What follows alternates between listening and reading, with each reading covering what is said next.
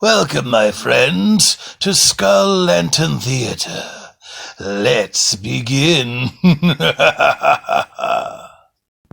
Some scary stories from Reddit coming right up.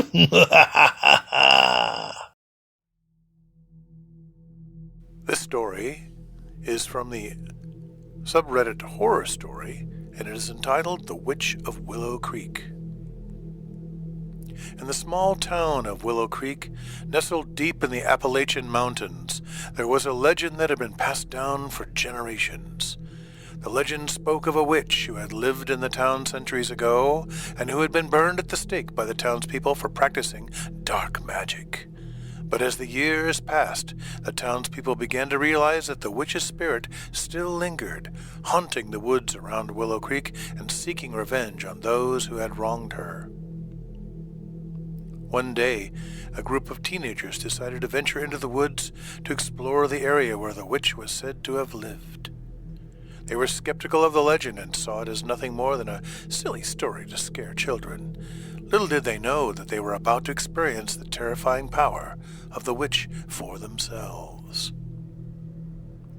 As they made their way deeper into the woods, they started to feel a sense of unease. The trees seemed to close in around them, and the air grew thick with an ominous fog. Suddenly, they heard a voice that seemed to be coming from everywhere and nowhere at once. "Who dares to enter my domain?" the voice asked. The teenagers froze in fear, but one of them stepped forward bravely. "We don't mean any harm," he said. "We're just exploring." There was a long pause, and then the voice spoke again. "I know who you are," it said. "You are the descendants of those who burned me at the stake. You have come to pay for your ancestors' sins." The teenagers were terrified, but they knew they had to stay strong. They had to find a way to escape the witch's wrath. Little did they know, they were standing in the very place where the witch had been burned at the stake. As they continued deeper into the woods, they stumbled upon an old cabin, covered in vines and overgrown with weeds. It looked as though it hadn't been touched in centuries. The door creaked open on its own, and the teenagers stepped inside, hoping to find a way out. But instead, they found something even more terrifying: the witch's spell book, hidden away in a dusty old trunk. The pages were filled with arcane symbols and incantations, and as the teenagers looked through them, they could feel a dark energy emanating from the book. They realized that they had made a grave mistake by opening the book, as they had unleashed the full power of the witch's magic. Suddenly, the witch appeared before them, her eyes blazing with fury. "You have trespassed in my domain," she said, "and now you must pay the price." The teenagers were trapped, with no way out. They knew they had to use the spellbook to defend themselves, but they had no idea how to use it. The witch began to cast spells at them, and they desperately searched the book for a way to stop her. And then they found it. A spell that would banish the witch to the afterlife once and for all. With shaking hands, they recited the spell, and the witch let out a blood-curdling scream. And then, just as suddenly as she had appeared, she was gone. The teenagers stood in the middle of the woods, panting and sweating. They had narrowly escaped the witch's wrath, but they knew that they had made a grave mistake by meddling with forces they didn't understand. They realized that they had just unleashed a terrifying power upon their town, and they had no idea how to stop it. The teenagers looked at each other in horror, realizing the gravity of their mistake. They had not banished the witch as they had hoped, but had instead summoned more malevolent entities to their town.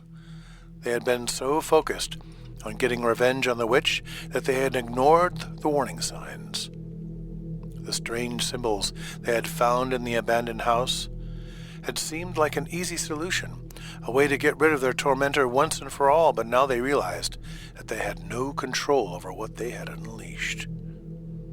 As they trudged back to their town, the sky turned a sickly shade of green. A strange mist began to creep through the streets, wrapping around the houses and seeping through the windows. The townspeople started to notice the changes immediately. Their homes were filled with strange whispers in the dead of night. Objects moved on their own, and shadows seemed to take on a life of their own. But it was the disappearances that really shook the town to its core. People would vanish without a trace, leaving behind only a trail of strange symbols and a faint sense of dread. The teenagers knew that they were responsible for this chaos, but they had no idea how to stop it. They scoured the town, searching for a way to undo their mistake, but it seemed as though the evil had taken hold of their town permanently. One day, as they were exploring the abandoned house once again, they stumbled upon an old book that seemed to contain the answers they were seeking.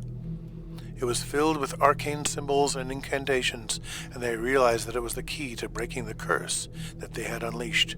But as they began to read from the book, they heard a low growling coming from the shadows, and then they saw them. The other entities that they had summoned, their eyes glowing with a malevolent energy. The teenagers realized that they were not alone, and they were not in control. They had opened a door to a world beyond their understanding, and now they would have to pay the price. The entities descended upon them, their claws and teeth tearing into their flesh. The teenagers screamed in terror, their bodies being torn apart by the sheer force of the malevolent magic, and then, just as suddenly as it had begun, it was over.